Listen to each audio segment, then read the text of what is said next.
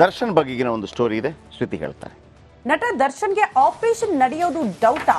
Injection ಇಂದಲೇ ವಾಸಿ ಆಗುತ್ತಾ ಬೆನ್ನು ನೋವು ಅನ್ನೋದು ಸದ್ಯ ಇರುವಂತಹ ಪ್ರಶ್ನೆ. ನಟನ ನೋವಿಗೆ ರಾಮಬಾಣವಾಗ್ಬಿಡುತ್ತಾ ಎಪಿಡ್ಯೂರಲ್ ಇಂಜೆಕ್ಷನ್. ಇಂಜೆಕ್ಷನ್ ನಲ್ಲೇ ಬೆನ್ನು ನೋವು ವಾಸಿ ಆಗುತ್ತೆ ಅಂತ ಡಾಕ್ಟರ್ಸ್ ಹೇಳಿದ್ದಾರಂತೆ. ವೈದ್ಯರ ಮಾತು ಕೇಳಿ ಖುಷಿ ಹಾಕಿದ್ದಾರೆ ನಟ ದರ್ಶನ್.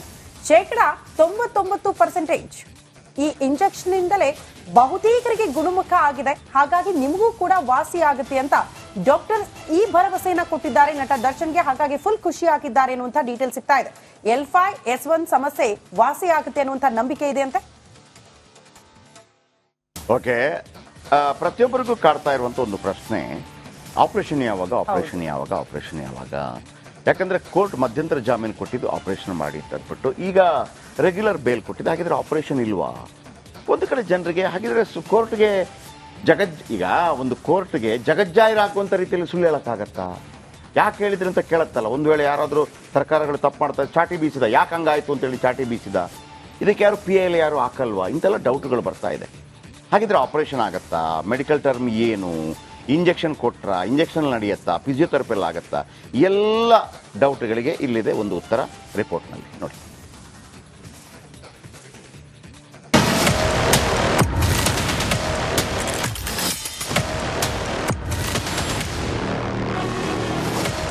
ಭೂಪತಿಗೆ ಬೆಂಬಿಡದೆ ಕಾಡ್ತಿದೆ ಬೆನ್ನು ನೋವು.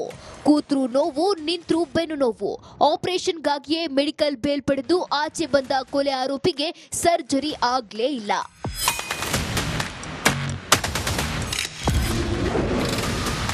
ಸಾರಥಿ ಸರ್ಜರಿಗೆ ಕೂಡಿ ಬಂತ ಕಾಲ. ಇಂಜೆಕ್ಷನ್ ಹಾಕಿಸಿಕೊಂಡಿದ್ದೇಕೆ ಕಾಟೇರ?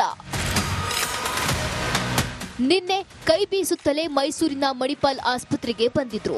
ದಾಸ ಎಂಟ್ರಿ ಆಗ್ತಿದ್ದಂತೆ doctor Ajay Hegde normal health checkup ಮಾಡಿದ್ರು. ಬಳಿಕ ನರ್ವ್ ರೂಟ್ ಬ್ಲಾಕ್ ಕ್ಲಿಯರ್ ಆಗಲು ಇಂಜೆಕ್ಷನ್ ಕೊಟ್ಟಿದ್ದಾರೆ. ಆ ಇಂಜೆಕ್ಷನ್ ಹೆಸರು ಎಪಿಡ್ಯೂರಲ್ ಅಂತ. ಹಾಗಾದ್ರೆ ಆ ಇಂಜೆಕ್ಷನ್ ಕೊಡೋದ್ಯಾಕೆ ಅಂತ ನೋಡೋದಾದ್ರೆ, ದರ್ಶನ್ಗೆ ಎಪಿಡ್ಯೂರಲ್ ಇಂಜೆಕ್ಷನ್ ಇಂಜೆಕ್ಟ್ ಮಾಡಲಾಗಿದೆ. ನರ್ವ್ ರೂಟ್ ಬ್ಲಾಕ್ ಕ್ಲಿಯರ್ ಆಗಲು ಈ ಇಂಜೆಕ್ಷನ್ ನೀಡಲಾಗುತ್ತೆ. ಇಂಜೆಕ್ಷನ್ ಕೊಟ್ಟ ಹಿನ್ನೆಲೆ 1 ವಾರ ಅಬ್ಸರ್ವೇಷನ್ ಅಲ್ಲಿ ಇರಲಾಗುತ್ತೆ. 1 ವಾರದ ಬಳಿಕ ದರ್ಶನ್ಗೆ ಆಪರೇಷನ್ ನಿರ್ಧಾರವಾಗಲಿದೆ. ಎಪಿಡ್ಯೂರಲ್ ಇಂಜೆಕ್ಷನ್ ಇಂದ ಸೈಡ್ ಎಫೆಕ್ಟ್ ಇದೆ. ಸೈಡ್ ಎಫೆಕ್ಟ್ ಬಗ್ಗೆ ದರ್ಶನ್ಗೆ ತಿಳಿಸಿದ್ದಾರೆ ವೈದ್ಯರು.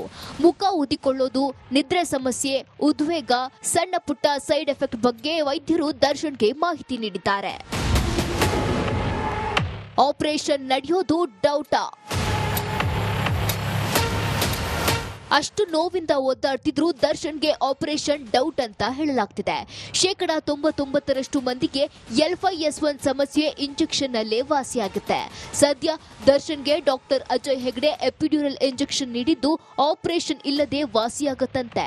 ಹೀಗಾಗಿ ದರ್ಶನ್ಗೆ ಆಪರೇಷನ್ ಆಗುತ್ತಾ ಇಲ್ವಾ ಅನ್ನೋ ಕುತೂಹಲ ಹೆಚ್ಚಿದೆ. Bureau report, republic Kannada. ನಂಗೆ ದರ್ಶನ್ ಅವ್ರನ್ನ ನೋಡಿದಾಗೆಲ್ಲ CV ನಾಗೇಶ್ವರ್ ವಾದ ಒಂದ್ಸರಿ ನೆನಪಾಗ್ತಾನೆ ಇರುತ್ತೆ. ಬೆನ್ನು ನೋವು, ಲಕ್ವ ಹೊಡೆದ್ಬಿಡುತ್ತೆ ಆಪರೇಷನ್ ಆಗದೆ ಇದ್ರೆ. ಲಕ್ವಾನು ಇಲ್ಲ, ಏನೂ ಇಲ್ಲ, ಆರಾಮಾಗಿದ್ದಾರೆ. ದರ್ಶನ್ಗೇನು ಆಗೋದು ಬೇಡ, ಬೇರೆ ವಿಚಾರ. ಆ ಪ್ರಶ್ನೆ ಅದಲ್ಲ. ಯಾರಿಗೂ ಕೆಟ್ಟದ ಬಯಸಿ ಜಗತ್ತಲ್ಲಿ ಏನೂ ಆಗೋದಿಲ್ಲ ರೀ. ಆದ್ರೆ ಒಂದು ರೇಣುಕಾ ಸ್ವಾಮಿಯನ್ನ ಆ ಥರ ಹತ್ಯೆ ಆದ ಕಾರಣಕ್ಕಾಗಿ ನೀವೆಲ್ಲ ಒಂದು ಸಮಾಜದಲ್ಲಿ ತುಂಬ ರೆಸ್ಪೆಕ್ಟ್ ಇರೋ ವ್ಯಕ್ತಿಗಳು ದೊಡ್ಡವ್ರ ಸಣ್ಣತನಗಳನ್ನ ತೋರಿಸಬಾರ್ದು. ಚಲೋ ಮಾಫಿಯಾ, ಕೆಲವು ಹೆಚ್ಚೆಚ್ಚು ಅದನ್ನು ಇದು ಮಾಡಬೇಕಾಗತ್ತೆ. ಮೊನ್ನೆ ನೋಡಿ ರಾಜಣ್ಣ ಬಿಂದಾಸಾಗಿ ಹೇಳಿದ್ರು, ಅವರು ಸರ್ ಅಂಬರೀಷ್ ಥರ. ಸರ್ ಏನಾಯಿತು ಮೀಟಿಂಗಲ್ಲಿ, ನಾನು 2 ಪೆಗ್ ಕುಡಿದೆ, 2 ವಿಸ್ಕಿ ಪೆಗ್ ಕುಡಿದೆ ಅಂತಂದ್ರು. ಆಮೇಲೆ ಒಂದು ಬಾಯಲ್ಲಿ ಅವ್ರ ಮಾತು ಬಂತು, ನಾನು ಮಾತ್ರ ಕುಡಿದೆ ಅಂತ ಹೇಳ್ತಾರೆ.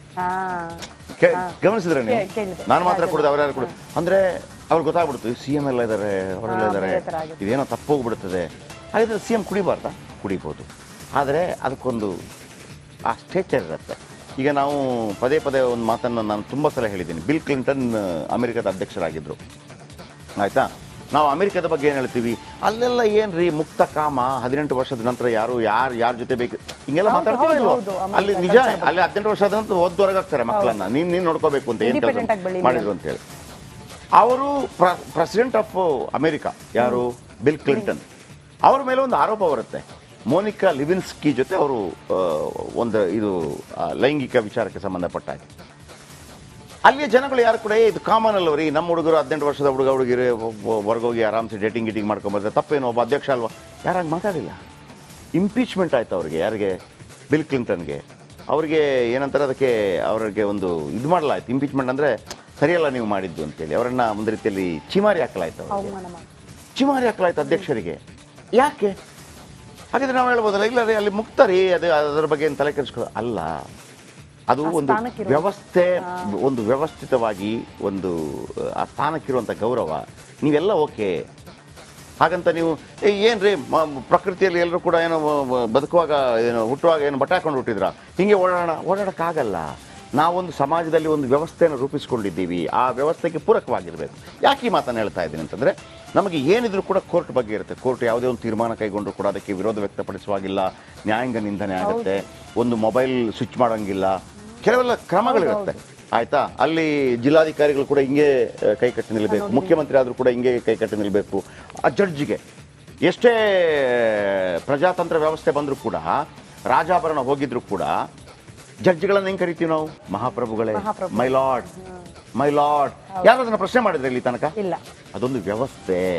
ಹಾಗಿರುವಾಗ ನೀವು ಪಚ್ಚೆ ಸುಳ್ಳು ಅಂತಾರೆ ನಮ್ಮಲ್ಲಿ, ಮಂಗಳೂರು ಭಾಗದಲ್ಲಿ ಹಸಿರು ಹಸಿ ಸುಳ್ಳು, ನಮ್ಮಲ್ಲಿ ಪಚ್ಚೆ ಸುಳ್ಳು ಅಂತಾರೆ.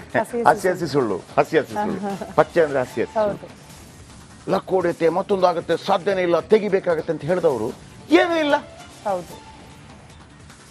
ಇಂಜೆಕ್ಷನ್ ಇಲ್ಲ, ಬಾಲಿಶ್ ಇಲ್ಲ, ಮಧ್ಯಂತರ ಜಾಮೀನು ಸಿಕ್ತು, ಹಿಂಗೆಲ್ಲ ಮಂಗ ಮಾಡಬಹುದಾ ಅಂತ ಕೆಲವರಿಗೆ ಡೌಟ್ ಬರಕ್ಕೆ ಶುರು ಆಗುತ್ತೆ. ಜನಸಾಮಾನ್ಯರಿಗೆ ಅಂದ್ರೆ ನಿಮ್ಗೆ ಪವರ್ ಇದ್ರೆ, ದುಡ್ಡಿದ್ರೆ ಏನ್ ಬೇಕಾದ್ರೂ ಆಗುತ್ತೆ. ಮಂಗ ಮಾಡೋದಾ? ಕೋರ್ಟ್ನೇ ಮಂಗ ಮಾಡೋದಾ?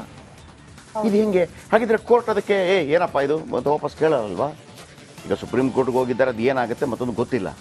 ವ್ಯವಸ್ಥೆ ಈಗ ಅಲ್ಲಿ ದರ್ಶನ ಮತ್ತೊಂದು ಮಗದೊಂದು ಅಂತಲ್ಲ, ತಪ್ಪು ಮಾಡಿದವರಿಗೆ, ಅದು ಕೂಡ ಮೇರು ಸ್ಥಾಯಿಯಲ್ಲಿದ್ದವರಿಗೆ ತಪ್ಪು ಮಾಡಿದಾಗ ಶಿಕ್ಷೆ ಕೊಟ್ಟಿದೆ ಅಂತ ಹೇಳಿದಾಗ ಒಂದು ನಂಬಿಕೆ ಬರುತ್ತೆ.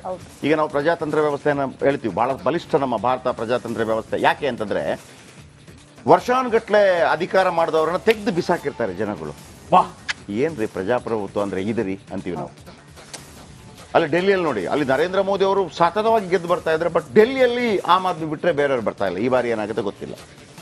ಇಲ್ಲಿ ಬಿಜೆಪಿ ಬಂದಿತ್ತು, ತೆಗೆದು ಬಿಟ್ಟು ಕಾಂಗ್ರೆಸ್ ಬಂತು, ಬಿಜೆಪಿ, ಹಿಂಗೆಲ್ಲ ಆಗ್ತಾ ಇದೆ.